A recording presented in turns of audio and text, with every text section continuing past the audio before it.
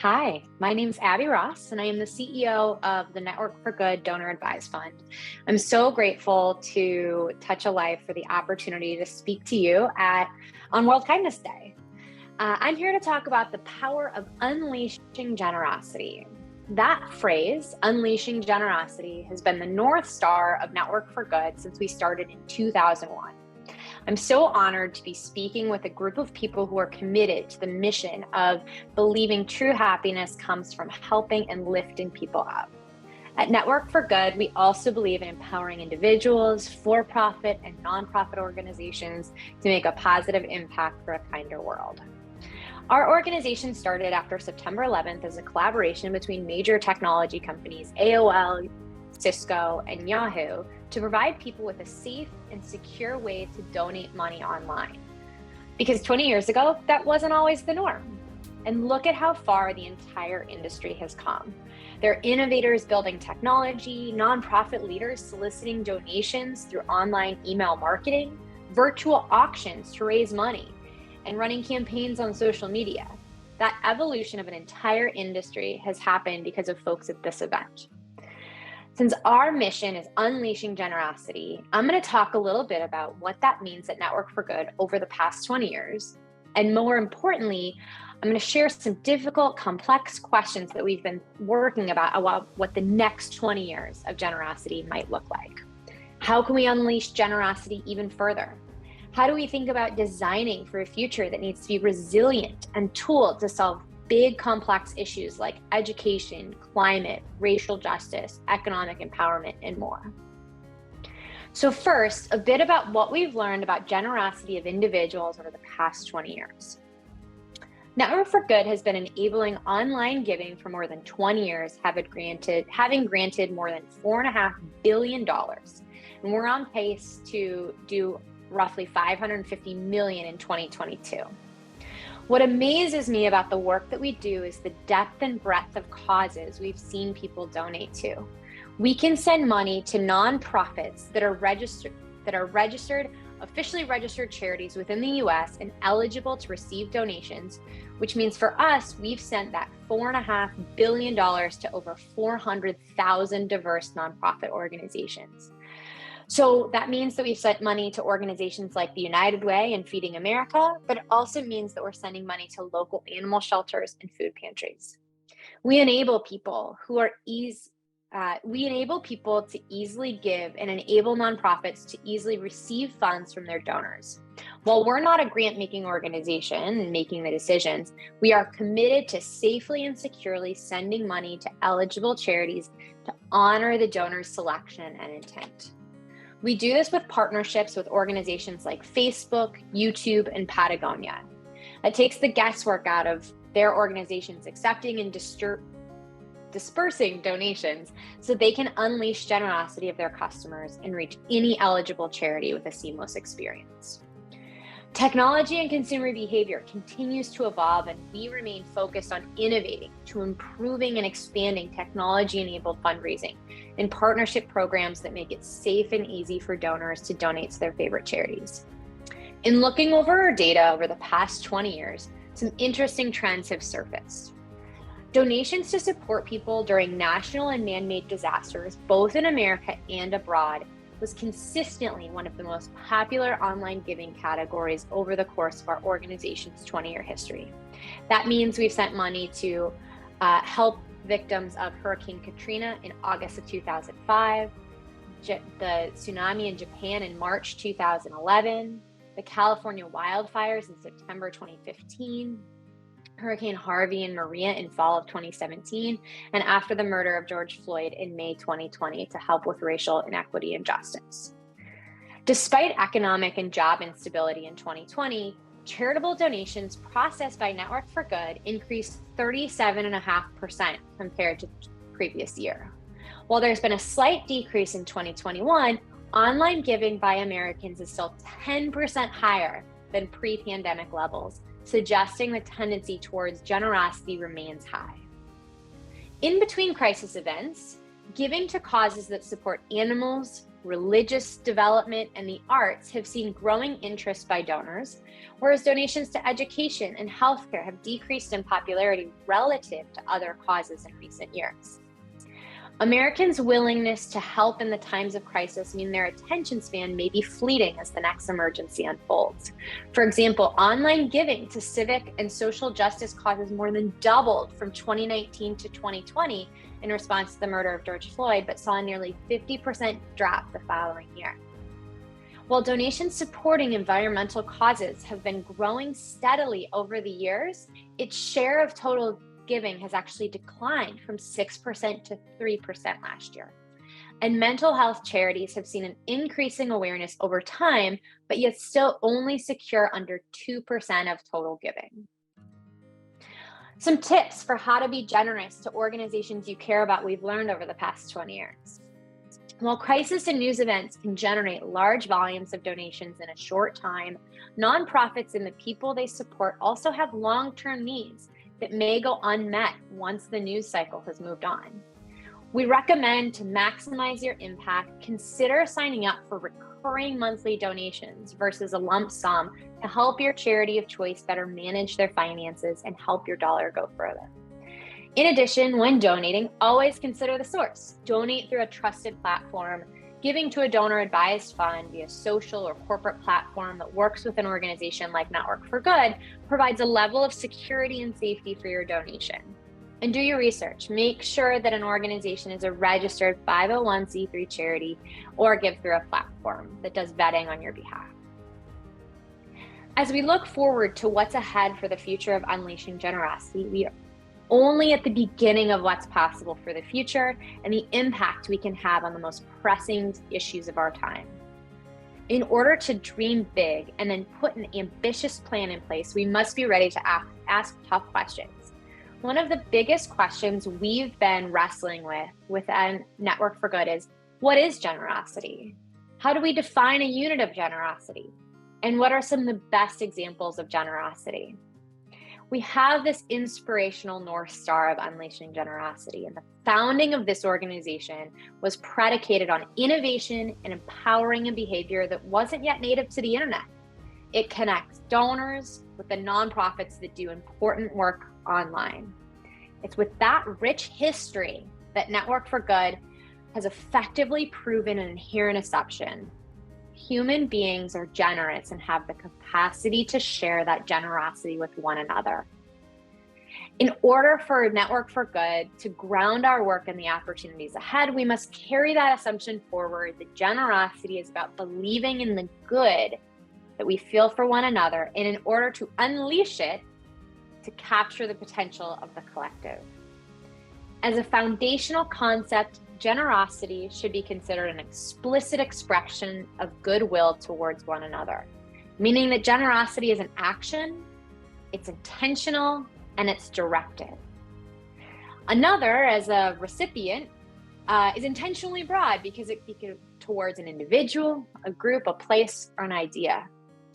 I believe that before we step back and look at generosity to causes outside of our own context or proximity, we must first reflect on two questions. As you think about your place as an individual or as a leader of an organization, you must first ask, how am I generous to myself?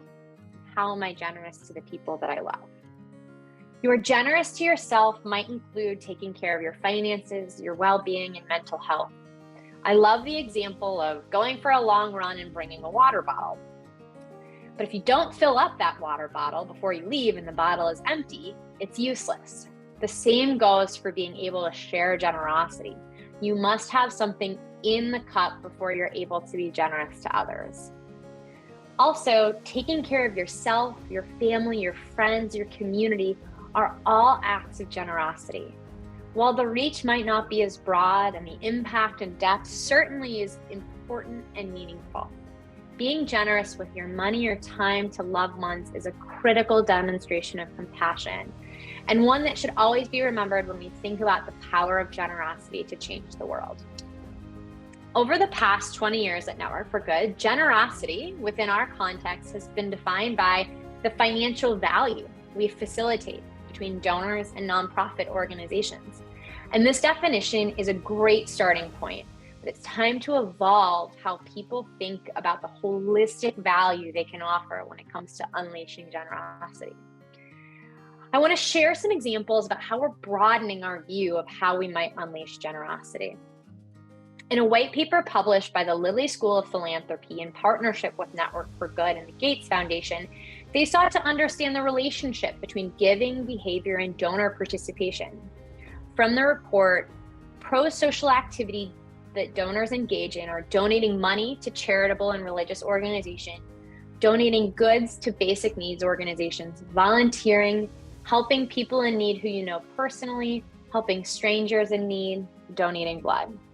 This clearly identifies examples of generosity.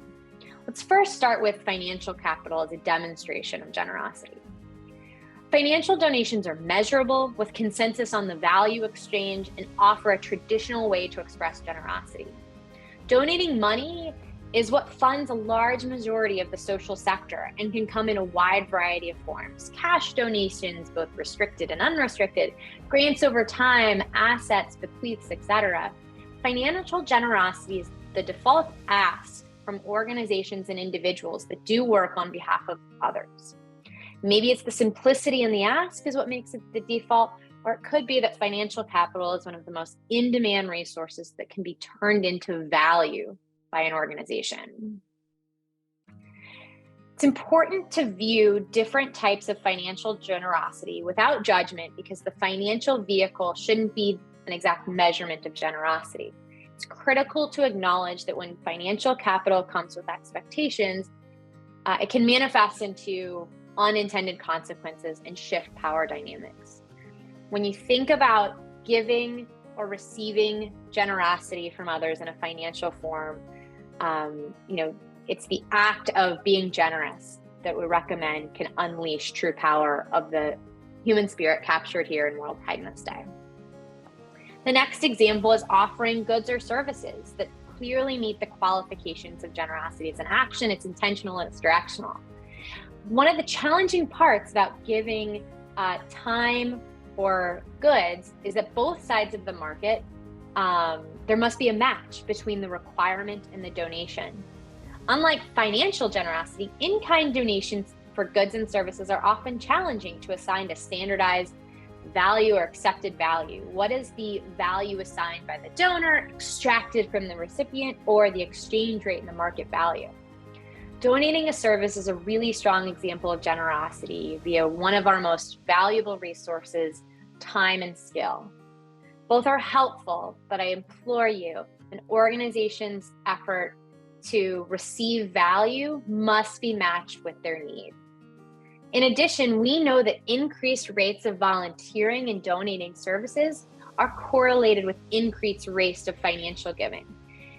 In the 6 national surveys on giving and volunteering, contributing households with a volunteer gave twice the percentage of household income than the households that contributed that did not volunteer. That's from Social Capital Volunteering and Charitable Giving. There's other types of generosity that I believe are expanding the definition of how we think about unleashing generosity at scale. To expand the perspective beyond financial capital and goods and services, a more comprehensive definition of generosity includes assets that individuals and communities possess that are largely unquantifiable, but can strategically be used to organize social progress. Some of those examples include social capital, education, intentional voting, and micro-action. For example, social capital is the way we are connected. And as the way that we are connected with online and social networking, so does the role of social capital. Social capital in this definition is the accumulation of intangible assets like trust and connections. Individuals have built up and expressed who they are and how they are perceived by others. It includes our voice, our testimony, our reputation, and reflection of values. We've seen a lot of recent examples of social capital being used for generosity through partnerships of Facebook fundraisers, or GoFundMe, people raising funds for a member of their network by asking others. Social capital offers a significant category of generosity to explore, especially as we consider related factors that have cut off grassroots community organizations from accessing funding while keeping dollars flowing to large, more visible organizations. Social capital offers an inherent value,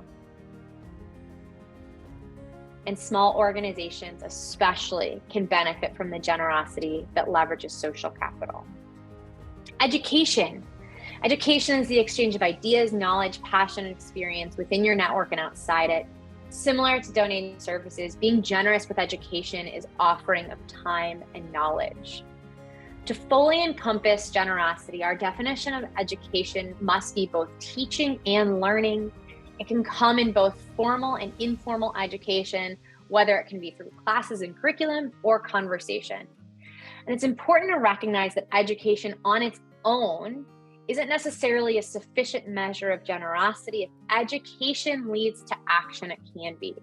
When education of oneself or others is part of a broader practice of generosity, it's an important lever that has the potential for great impact. In our society, using your power as a consumer, especially when organized, can reflect generosity and values. Now, buying things isn't necessarily an act of generosity, but when done so with intention and goodwill, it can be generous.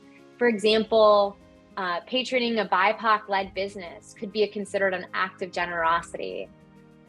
It's critical to note that intentionally does not require sacrifice in order to be generous. Just framing how your spending power aligns with values is an act of generosity. And lastly, micro actions. This is an emerging space, and it's a result of individuals wanting to be generous in new and innovative ways that are lighter lifts than sometimes the five above.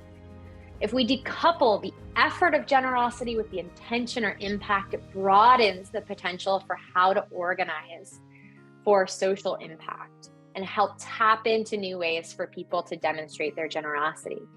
From the 2018 Millennial Impact Report, millennials specifically exhibit social good in small acts that they perform every day, making an impulsive point of sale donation, bidding in an online charity auction, getting their friends together for a bike ride for charity, purchasing a product that supports an Indigenous maker or from a company that shares its profits to fulfill a need, or making socially responsible investments designed to bring social good.